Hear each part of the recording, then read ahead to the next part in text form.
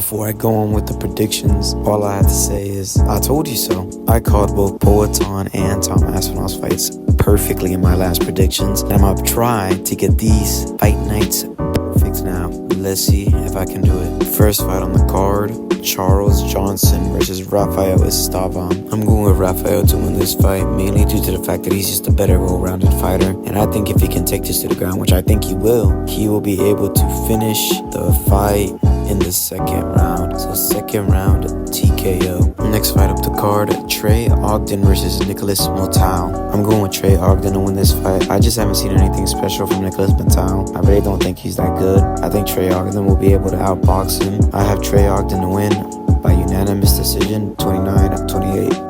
Next fight up the card, Lucy Pilalovia versus Alan Perez. Look, both of these women are trash in my opinion, but I am going with Alan Perez, mainly due to the fact that I think her grappling is slightly better. I can see her going with for submission, but it's probably not going to happen. She couldn't even submit or knock out Ashley Evans Smith, so I think she will win by unanimous decision, 29-28. Next fight up the card, Jega Sarge versus Lucas Alexander. I'm going with the heavy favorite, Lucas Alexander, and this is why. His striking is better. He's much more faster. He's not that accurate, but if he learns, he'll for sure get more accurate, and his grappling is alright. I think he will win by KO in the middle of the third round. Next fight up the card, Mike Parkin versus Cotto Machado.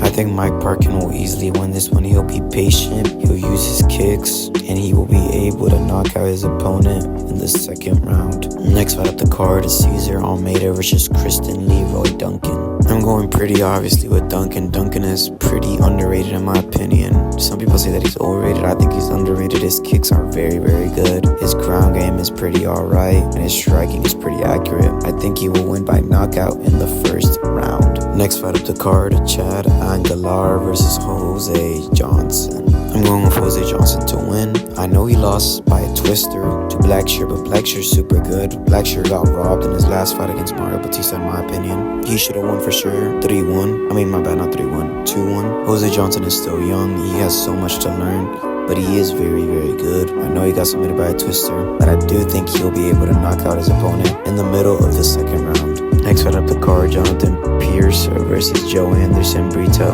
I'm going with Brito to win this fight. He's just a whole lot better than Pierce, and also it's clear that he has better grappling and better striking at the same time. So KO in the first round. And now to the main card, Johnny Parsons versus Urios Medic. I'm going with the underdog Johnny Parsons, and this is why. Urios Medic gets knocked down way too much. Semmelsberger just doesn't finish for some reason. Johnny will finish. KO in the first round. Next fight up the card, Luna Pineda versus Amanda Ribas. I'm going for Amanda Ribas. I know she is chinny, but Luna Pineda is absolute trash. She isn't good. She got a lucky win over Michelle Watterson, where I think Michelle Watterson should have won 2-1, but of course these judges don't know what they're doing anymore. So Amanda Ribas to win by KO or TKO in the third round. Next fight up the card, Peyton Tablet versus Nick Aguiar. I'm going with Peyton Tablet. He has very weird movements. He's very fast, and his movements almost remind me of Cheery and Ferguson. His grappling is alright,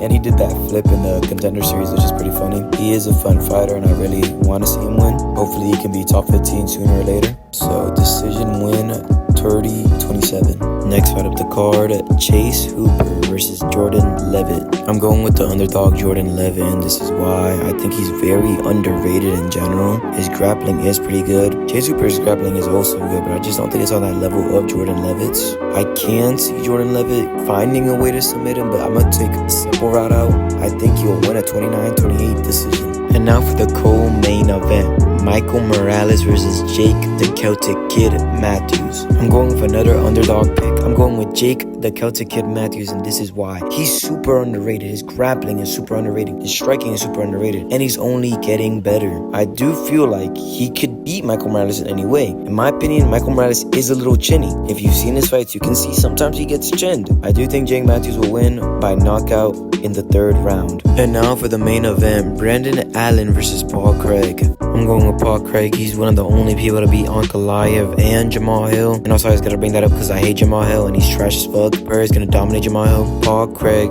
is better than Brandon Allen. Brandon Allen has grappling, but other than that, he's not good at all. Submission win in the second round. Those are all my predictions in under 5 minutes.